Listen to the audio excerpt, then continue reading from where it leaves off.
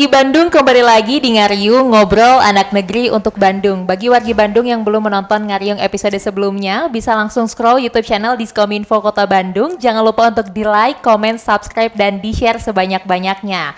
Nah, seperti biasa nih tentunya di Ngariung akan selalu menghadirkan narasumber yang akan berbagi informasi seputar Kota Bandung. Dan Ngariung kali ini kembali lagi ke kewilayahan. Kita ingin mengetahui bagaimana potensi Kota Bandung yang ada di kewilayahan. Dan tepatnya hari ini kita ada di Kecamatan Andir. Kira-kira potensi dan solusi apa sih yang ada di Kecamatan Andir? Langsung aja kita sapa narasumber kita pada hari ini. Assalamualaikum warahmatullahi wabarakatuh, Bapak. Waalaikumsalam warahmatullahi wabarakatuh. Kumaha damang? Alhamdulillah. Nah, wargi Bandung kalau misalkan biasanya nih kita selalu ngobrol hanya sama narasumber, tapi hari ini kita ada penontonnya nih, spesial. Boleh tepuk tangan nih penonton? Oke. Rada deg-degan ya Pak ya, kayak talk show gitu kalau ditonton. Oke. Nah Bapak, sebelum kita ngobrol-ngobrol tentang Kecamatan Andir, potensi ataupun juga solusi yang ada di Kecamatan Andir, mungkin boleh disapa dulu wargi Bandungnya Pak, dan juga mungkin boleh perkenalkan dirinya Pak, silahkan. Assalamualaikum wargi Bandung, Sampurasun, Simkuring, nami Budi Rahmat Taufik, Camat Andir, disarengan ku Pak Heri, Lurah Maleber. Oke, udah segitu aja perkenalannya Pak. Segitu Oke. Bapak, ini kan kita juga kebetulan alhamdulillah sudah keliling-keliling kecamatan. Kebetulan hari ini terima kasih juga Pak sudah mempersilahkan kami untuk main ke Kecamatan Andir. Mungkin ini juga wargi Bandung di rumah banyak yang pengen tahu juga Pak bagaimana situasi dan kondisi yang ada di Kecamatan Andir. Mungkin boleh diceritakan secara singkat aja Pak. Hatur nuhun. Kalau kondisi secara keseluruhan Kecamatan Andir ini barangkali wilayah bagian barat selatan Kota Bandung. Sebelah barat dibatasi oleh Cimahi, kemudian selatan itu dibatasi oleh Kelurahan Bandung Kulon, Kelurahan Babakan Ciparai, Kecamatan Babakan Ciparai, kemudian Kecamatan Bojongloa Kaler, juga Kecamatan Astana Anyar.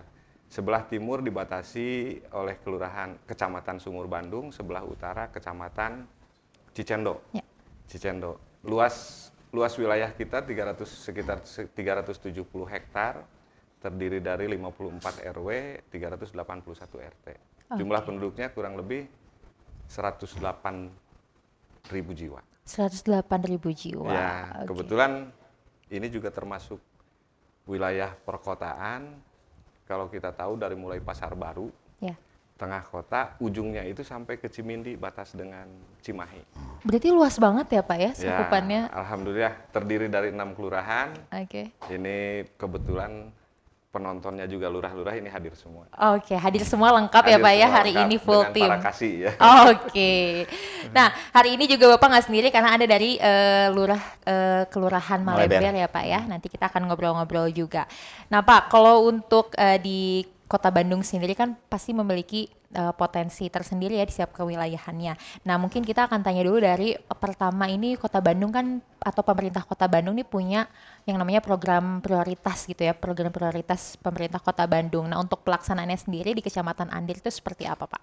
Ya, kalau program prioritas kewilayahan, saya pikir semua menjadi tugas kewilayahan ya, tidak hanya Kecamatan Andir tapi 30 kecamatan lainnya beserta teman-teman kecamatan lainnya melaksanakan program prioritas diantaranya penanganan ODF, stunting, kemudian Kang Pisman, kemudian infrastruktur, kemudian K3 ya, Trantibun dan seterusnya.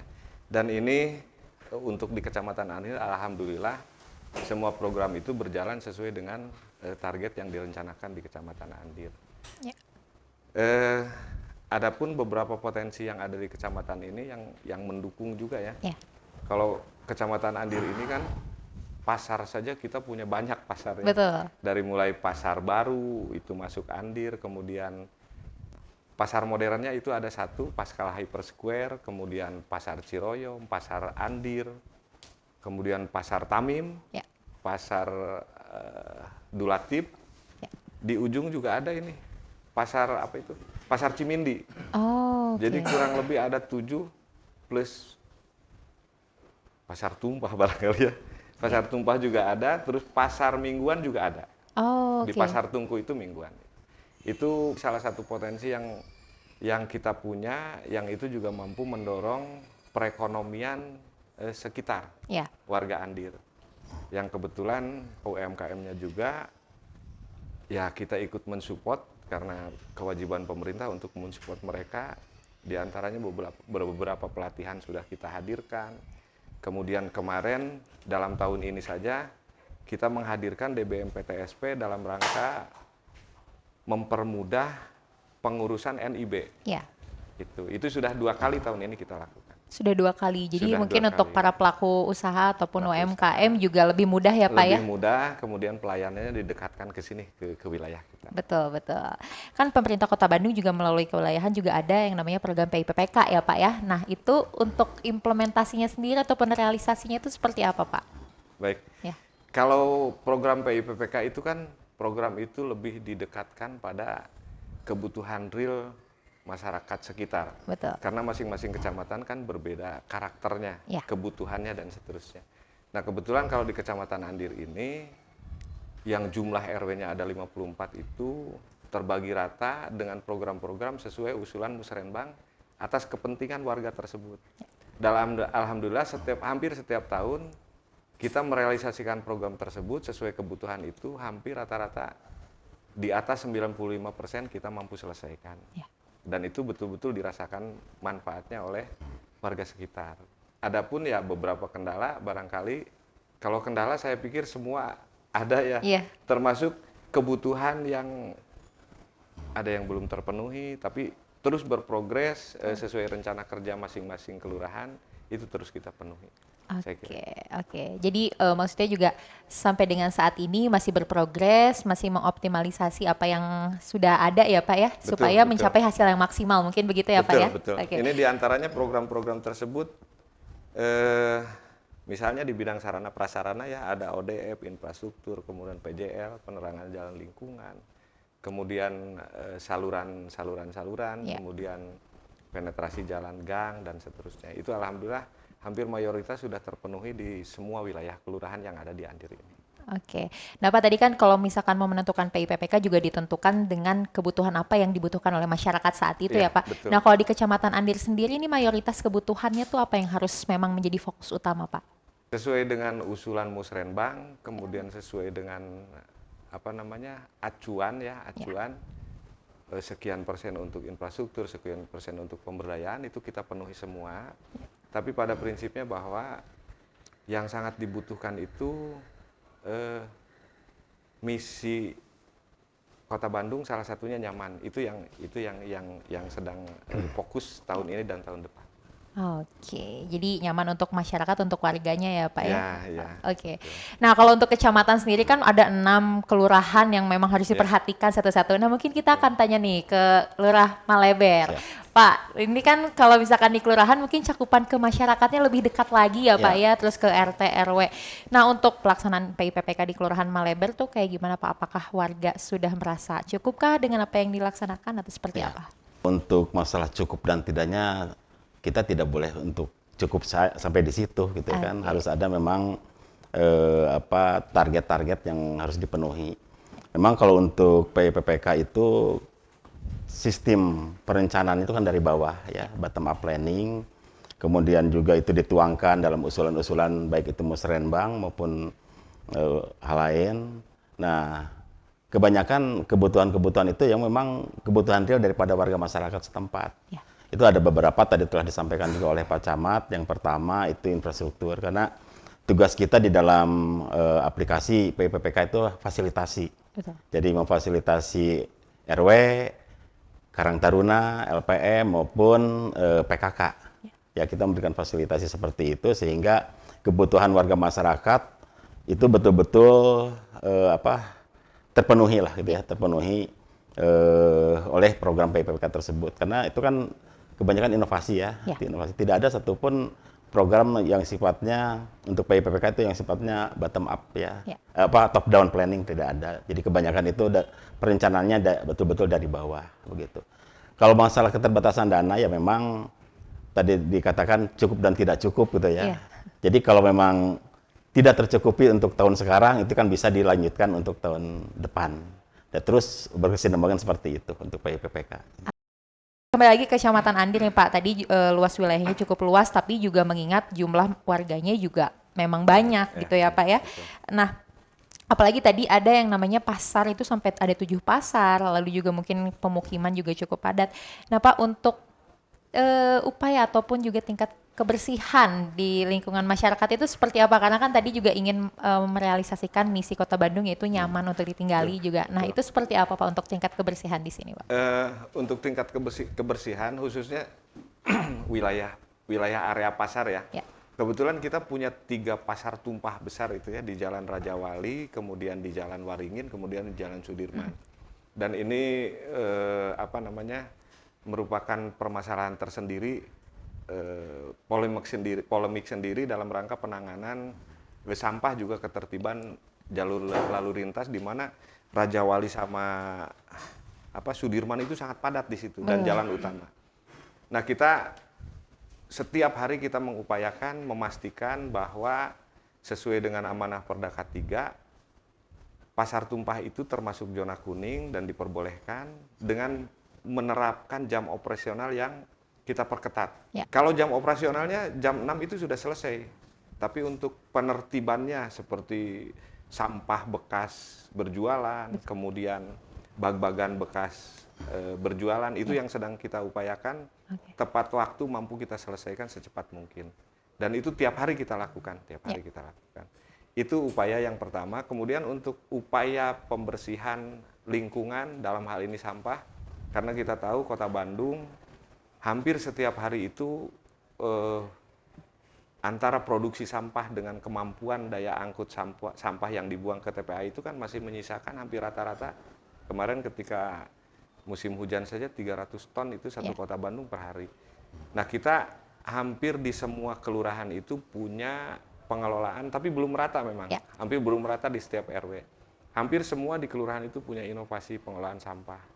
Ya misalnya di Kebon Jeruk ada TPS 3R.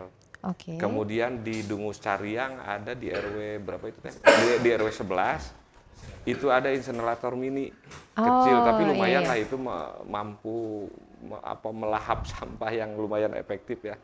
Kemudian di Maleber ini ada misalnya pengelolaan pemanfaatan sampah ini dengan ekobrik dan seterusnya. Kemudian di Campaka ada Loseda, kemudian ada KWT di situ yang menggunakan teori Kang Pisman dengan cara memanfaatkan barang-barang. Ada bahkan di Campaka ada yang memanfaatkan residu sampah itu menjadi paving block dan seterusnya.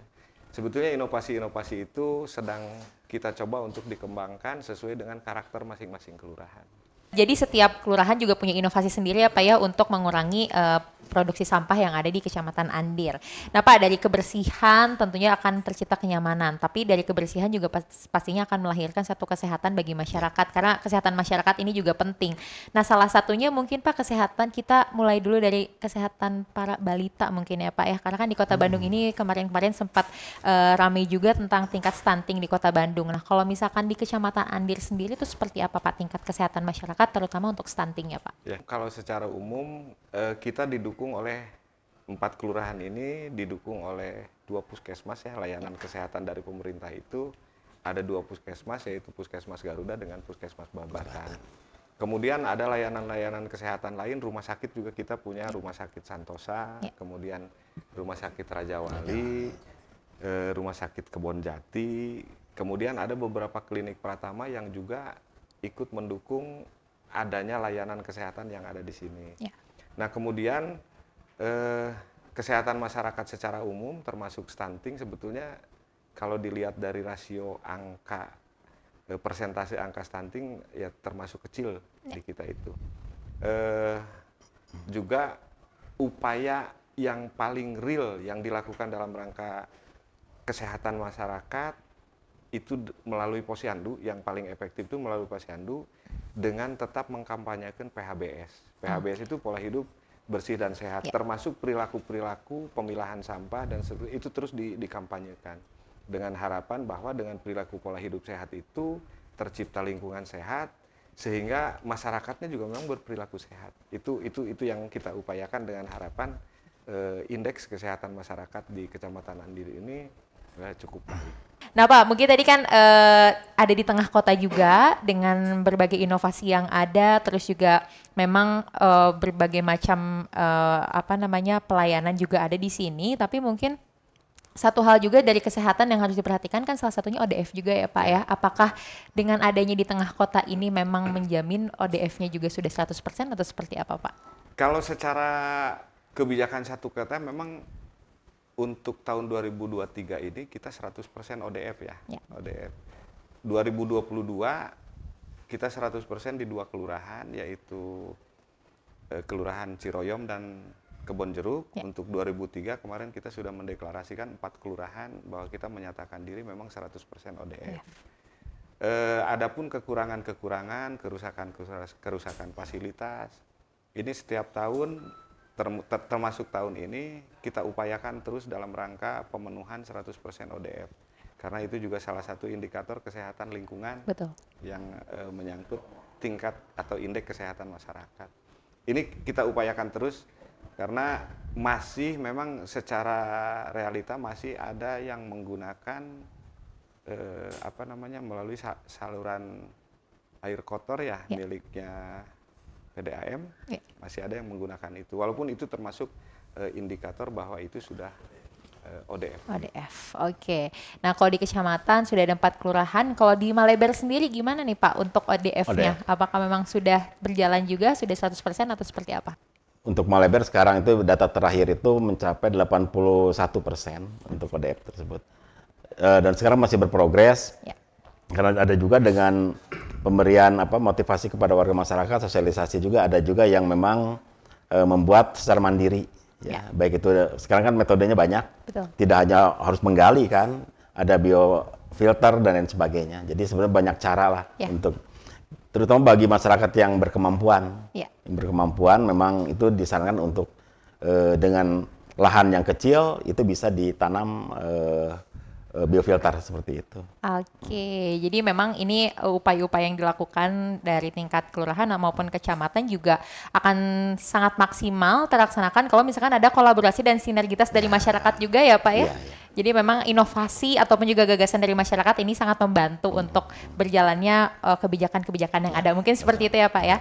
Nah wargi Bandung nih yang seperti dilihat nih tadi kita udah ngomongin tentang kesehatan, ngomongin juga tentang tadi banyak banget potensi yang ada di Kecamatan Andir. Salah satunya mungkin ini yang wargi Bandung lihat di depan, ini karya-karya dari UMKM ya Pak ya? Ya betul, banyak sekali. Kalau di mau Kecamatan di ini, Andir. itu juga hasil karya UMKM semua. Kalau untuk UMKM di Kecamatan Andir sendiri sampai dengan saat ini sudah ada berapa UMKM yang memang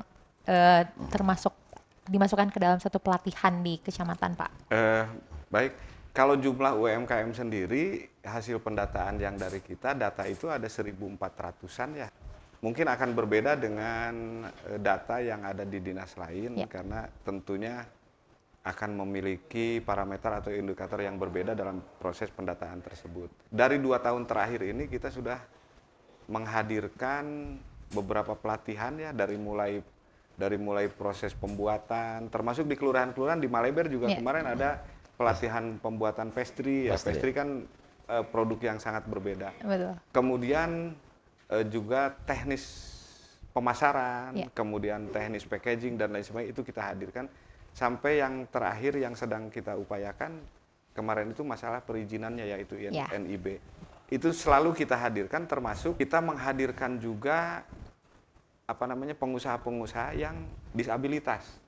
Itu juga kita akomodir dan kebetulan ada beberapa disabilitas di sini yang secara kemampuan produksi sudah jauh lebih baik. Nah, Pak, dengan adanya UMKM ini kan juga tentunya pasti mendorong perekonomian di kecamatan juga mungkin ya. Betul, Pak ya. Iya, nah, sampai dengan saat ini sebelum adanya pembinaan sampai dengan saat ini ada pembinaan, ada perbedaan nggak nih Pak untuk tingkat perekonomian di Kecamatan Andir Pak? Kalau perubahan pasti ada ya, pasti ada. Cuma memang jujur saya akui saya belum melakukan kajian yang terukur begitu ya. Tapi secara perilaku daya beli ini mengalami peningkatan.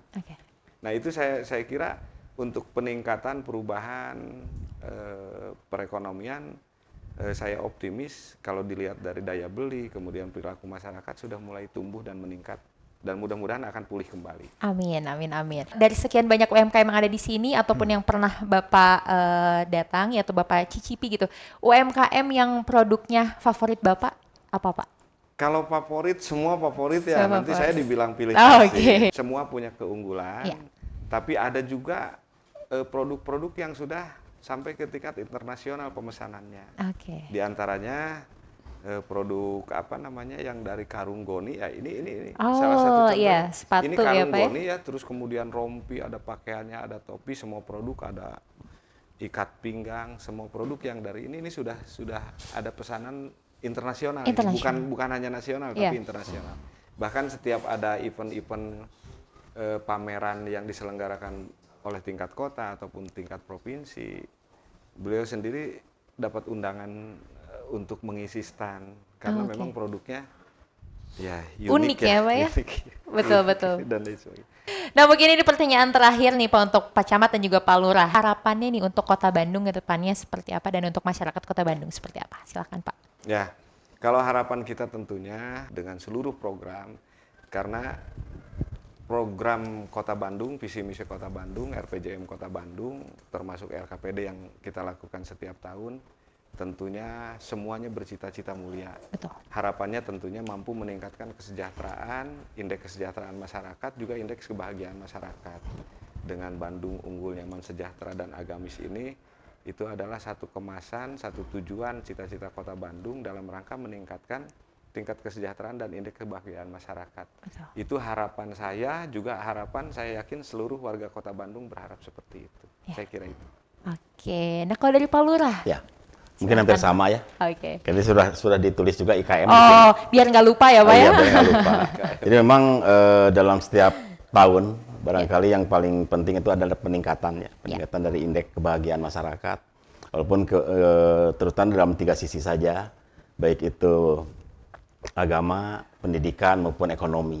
Jadi mudah-mudahan dalam setiap program pembangunan 3 hal itu yang minimal itu bisa terus ditingkatkan. Di samping yang lainnya itu ada beberapa indikator sebetulnya. Tapi yang terpenting baik ekonomi, pendidikan maupun kesehatan, bukan agama, kesehatan ya, itu bisa terus meningkat sehingga masyarakat bisa lebih leluasa, bisa lebih produktif lagi kalau sehat ya. Kemudian kalau pintar-pintar juga lebih produktif, dan juga dari sisi ekonomi.